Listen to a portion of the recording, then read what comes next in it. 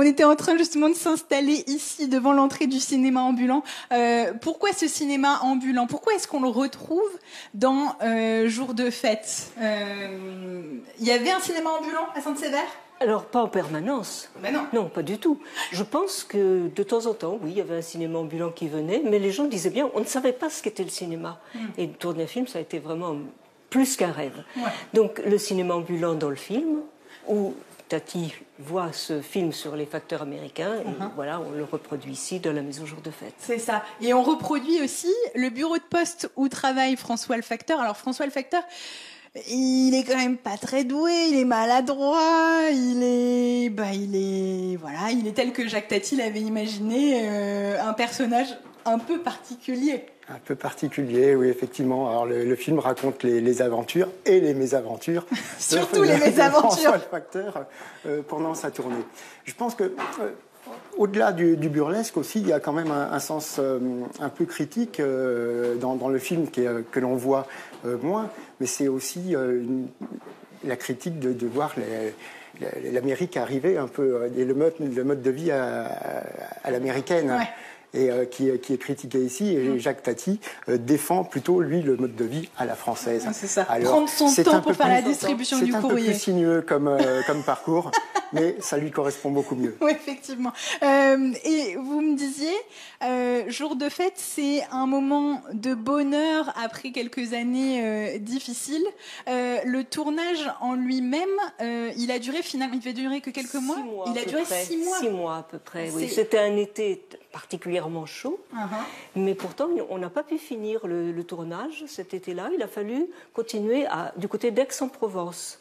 Et si on regarde très attentivement le film, on voit effectivement des toits avec des tuiles romaines, on voit des hauts cyprès, et la scène que tout le monde connaît où Tati facteur tombe dans le ruisseau a été tournée du côté d'Aix-en-Provence. Et Tati a dit qu'il voulait justement que ce film... Il ne voulait pas en faire un film à message, il voulait en faire un film de divertissement. De divertissement, oui. Ouais. Les gens ont souvent vu des messages dans les films de Tati, mais lui disait, je n'ai pas de message à transmettre. Moi, ce que je veux, c'est faire rire les gens.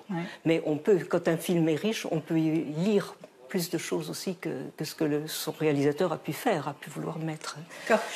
Ici, dans ce bureau de poste, il y a quelques gags avec justement les collègues. On l'a reproduit à l'identique ou on s'en est inspiré? C'est une reproduction qui reste quand même assez fidèle. Hein. Donc, à l'époque, à la création de la maison de Jour de fête, c'est la Prod et dans le Pré qui a été sollicitée. Alors, pour 2009, l'ouverture de cette maison. 2009, d'ailleurs, on va s'apprêter à fêter les 10 ans une fête, mais quelle horreur de la maison de Jour de fête. Un jour de fête. Le 9 mai 2019. Vous voyez, donc on se prépare activement à cette célébration. Une nouvelle fête, vous vouliez dire quelque chose? Non, je voulais dire simplement que dans le film, quand on regarde bien, on voit pratiquement les mêmes objets qui ont été soit reconstruits, soit récupérés.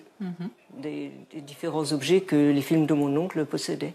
Et alors, expliquez-moi un petit peu comment ça se passe. On n'a que quelques comédiens professionnels qui jouent finalement plusieurs rôles aussi dans le film. On a même des membres de l'équipe de tournage qui jouent, absolument. Qui jouent des rôles dans le film aussi. Oui. Quand Jacques Tati... Ils avaient très peu de moyens. C'était son premier long métrage, après avoir tourné des courts métrages, dont L'école des facteurs, qui est presque le brouillon de Jour de fête. Donc il est arrivé avec son ami et artiste du music-hall également, Henri Marquet. Mais Henri Marquet a joué au moins 3 rôles dans le film. Il est arrivé avec Pierre Delle, qui a joué plusieurs rôles aussi, et qui a été son accessoiriste, son gagman, et qui a, de ce fait-là, continué sa carrière de gagman, d'accessoiriste, et a fait énormément de films. Je crois qu'il va tourner dans 180 films. Oui, c'est énorme.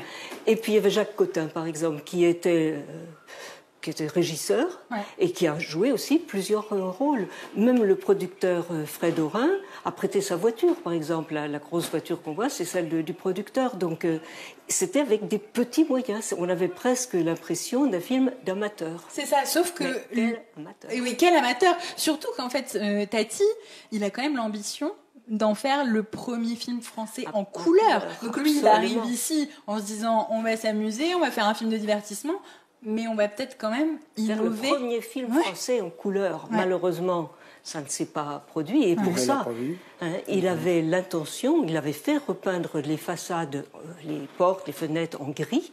Et la couleur ne devait arriver qu'avec les forains qui apportaient la joie avec la fête. D'accord. Et il était tellement déçu qu'en 1961, je pense que je ne dis pas de bêtises, il a fait colorer au pochoir des petits éléments du film, les ballons, les drapeaux, etc. Les guirlandes. Voilà. Et puis, le film, on a retrouvé la couleur pour les sortants du cinéma. Donc ça, c'est important, le travail de Sophie, la fille de On va en reparler. On va en reparler parce qu'effectivement, si vous avez bien suivi, finalement, il y a eu au moins 3 versions différentes de Jour de fête, même 4. On en reparle dans un tout petit instant. On va vous emmener dans les studios. Et ça, vous allez voir, c'est